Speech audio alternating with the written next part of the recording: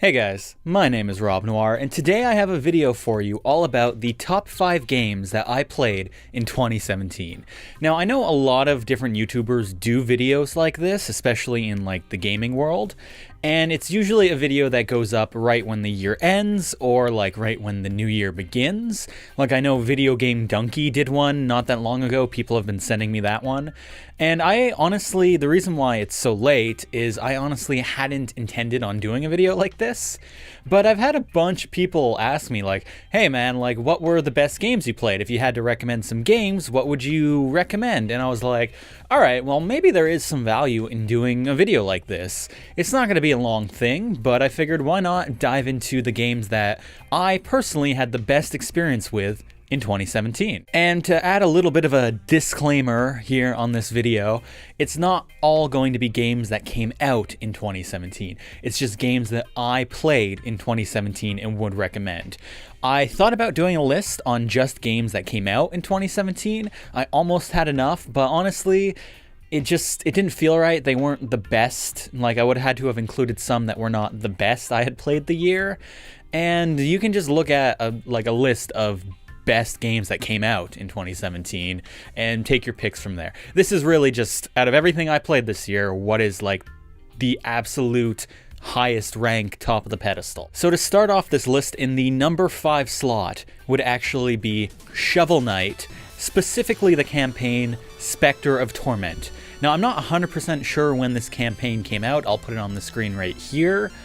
But I didn't get around to playing it until last year, and honestly about halfway to the end of last year, and I absolutely loved it. Now, the game Shovel Knight itself is great. Like, the main campaign is amazing. We actually have a playthrough of a co-op version of it on this channel. But Spectre of Torment is like, they took everything that worked from the first campaign, and then they learned everything that they did maybe not so great from the second campaign, and they just combined all that knowledge to make just an amazing game. It's very similar to Shovel Knight, but the actual game mechanics, they're so different, and it's so much fun to play this game. When I got a Nintendo Switch, this was one of the first games that I bought on it, and I gotta say, it actually plays extremely well on the Switch, just so you know. The D-pad on the Nintendo Switch is actually 4 separate buttons, and it makes it really easy and fluid to control a game like this. So if you have a Switch, I would definitely recommend it. If you have pretty much any other console, I would still recommend it. And something to note is that if you buy the main Shovel Knight game, you get all the other campaigns for free. They don't charge you anything for them.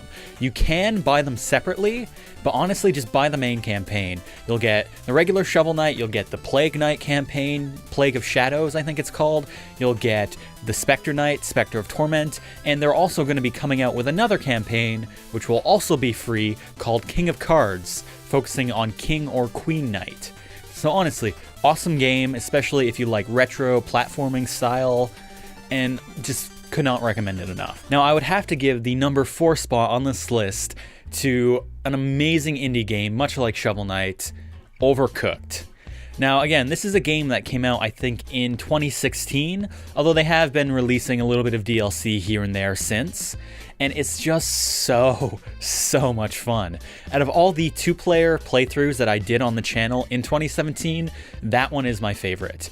It's a cooking management game, but unlike a lot of cooking games where it's all about just like overwhelming you with crazy amounts of orders and just really complicated recipes, this game is really all about the level design. It gets really weird and hilarious. Like there's at one point where you're like cooking food in hell, it looks like it's lava worlds, and you cook food in space and like on ice worlds where you slip around, or on moving trucks. It's really all about the level design, but it incorporates the best parts of other cooking games where you do have varied recipes, some which are more complicated than others, and you do have like a time crunch where you got to figure out the best way to do everything. It's a crazy fun game. I've beaten it multiple times solo. I've done a full 2-player playthrough, and I have played it several times with like 4 people. And it's just, the more people you add, the crazier it gets, and it's just such a good game. I will say that the best version of it that I have personally played would have to be the Xbox version. Overall, though, this game was just such a fun ride. I'm probably going to beat it again several more times this year. It's just so much fun and an amazing party game as well. Now, stealing the third spot on this list is a 3D platformer born out of Kickstarter that I personally really enjoyed and did a full playthrough of on the channel, which I think was about 40 episodes. What I'm talking about is, of course, Ukulele. Now, if you haven't heard of this game, it's made by the same people behind like Banjo-Kazooie, Banjo-Tooie, Donkey Kong Country, and 64. That group of people got back together and made a spiritual successor to the Banjo-Kazooie franchise, which the actual original company, Rare, has kind of run into the ground these days. And I will say, this was not a perfect game at release. Like, I played it right away when it first came out, and I had some issues with it, which you can clearly see in my playthrough. But it's the kind of game where you can tell there was so much love put into it, and the developers have been listening to the community and making changes. Like, they've done a ton of updates. The biggest one was called the Spit and Polish, where they addressed pretty much all the major issues, and the version of the game out today that you can get is just amazing. They recently came out with the game on the Nintendo Switch, which I feel honestly plays the best out of all the versions that I've played. Again, I have played this game on Xbox and I've tried it on Steam. Xbox version felt great, Switch version feels even better. Basically, you're a lizard and a bat, much in the style of Banjo-Kazooie, where you were a bird and a bear, and you're going around trying to defeat the evil overlord, collecting tons of collectibles, solving puzzles, doing 3D platforming in the best way, and it's a really fun game, especially now that they've fixed all the issues. If you know me, it shouldn't be a surprise that this game is on the list because Banjo-Kazooie is probably my favorite game of all time, so it shouldn't be surprising that this game is here, but even if you weren't a huge fan of Banjo, I think there's a lot to enjoy here, and I definitely suggest you check it out if you haven't yet. Now, the second spot on this list has to go to Doom. This was a game that came out in 2016, but just recently came out on the Switch in 2017. And now, while I have been playing it on the Switch, if you yourself are interested in this game, I would suggest picking it up on a platform other than Nintendo, just because the game still has a lot of bugs that they haven't quite worked out yet. But because it's such a fun game, it's still on this list at number 2. Now, if you don't know what Doom is, the original was basically a genre-defining first-person shooter that was on PCs and ported to other platforms, and it was really amazing, and it was very different than anything else at the time. And this is like the latest iteration where I really feel like they took it back to the roots of just like the fun and craziness that was Doom. Most first-person shooters kind of play out like this, where you hide behind one place for a bit, get a few shots, you run to this other cover place, look out, get a few shots, run to this other place, and they mainly play out like that. You know, your Call of Duties, your PUBGs, or whatever. And for me personally, I find this boring. I don't really enjoy the waiting around, the get one shot, like that just doesn't really do that much for me. It can be fun, but it's not something I would sink a ton of hours into. While Doom, instead of being with that little cover, jump from place to place, plays out more like this. And honestly, that's what I love about it. It really is just you run in, guns blazing, shoot them in the face, just fucking running everywhere, punching shit, beating it to hell. It's just so much fun. And even as of recording this video, I have not finished the game yet, but I have absolutely been loving it. It has really been an amazing experience. And again, the Nintendo version, definitely not the best. If you have a different platform to pick it up on, 100% suggest it, especially if you like any kind of shooters. If you only have the Switch, it's worth buying, just know that you might have some bugs and issues to contend with. And so before I unveil my number 1 pick, which again probably shouldn't be much of a surprise if you know me, let's talk about a few games that didn't make the list but were still amazing. Super Mario Odyssey. This is another 3D platformer. You might be seeing a bit of a trend here in this list. and it is Nintendo's latest offering in the Mario franchise, and it is an awesome game. Like, it is a ton of fun. I have been doing a playthrough of it on the channel. The reason why it didn't make the actual list is because while I have found it fun, I haven't really had the time to get invested in it and really enjoy it. Like, I mean, there has been some fun times and I have liked it, but I haven't grown to love it yet just because I haven't put in the time. It is great, like, I liked it enough to include it as an honorable mention, and probably if I had beaten it in 2017, it would be on this list, but just know that it is an amazing game, and it's not one that I'm forgetting. It just wasn't quite as good in the amount of time that I've played in it as some of the others. Another honorable mention has to go out to A Hat in Time, which is a game that I played a tiny bit of, as in under 20 minutes in 2017. Absolutely loved it, but I just haven't had the time, even until now, to really jump into it. What I played was amazing. I could tell it's a game I'm going to absolutely love, and if you like 3D platformers, much like Ukulele, you should check this one out.